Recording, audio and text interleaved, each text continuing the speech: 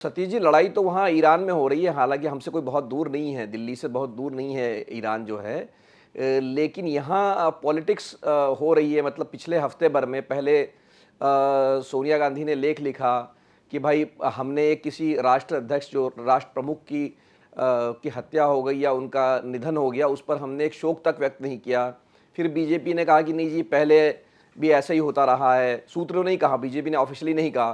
फिर कल जाकर जो है विदेश सचिव ने एक शोक पत्र पर हस्ताक्षर किए वहाँ की एम्बेसी में जाकर, या विदेश मंत्री ने भी बात कर ली ईरान के विदेश मंत्री से।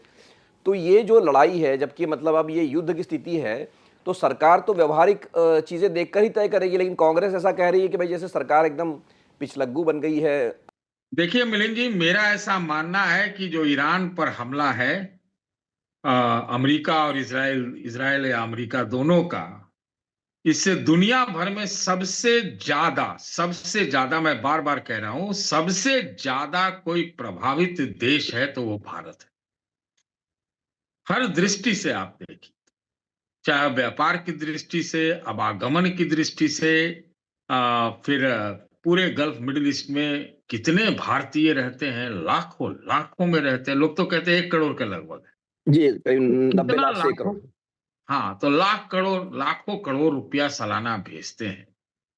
और आपका मुंह है वो कहीं भी दुनिया में व्यापार का हर तरह से, तो सबसे ज्यादा प्रभावित क्या होगा? हमारे यहाँ देश में तेल की खेती तो होती नहीं है। हम आत्मनिर्भरता की बात जितना भी करें, लेकिन व्यापार का तो बहुत अहम हिस्सा है। तो इस दृष्टि से मुझे लगता है, और राजनैतिक दृष्टि से भी, कूटनीतिक दृष्टि से भी और सामरिक दृष्टि से भी, ये हम सबसे ज्यादा प्रभावित, सबसे ज्यादा। ईरान के पर हमला होता है तो हमारे बगल में रूस है, चीन है, हमारे दुश्मन में पाकिस्तान है, चाइना का भी वो है। तो हम तो हर दृष्टि से बहुत ज्यादा प्रभावित हैं। इसमें हमने जो विलंबित ताल में हस्ताक्षर किए हैं, ये पता नहीं ऐसा किया भी क्यों? फिर अगर हस्ताक्षर ही करना था कंडोलेंस पे, तो शुरू में कर देते, इतना दिन क्यों लगाया?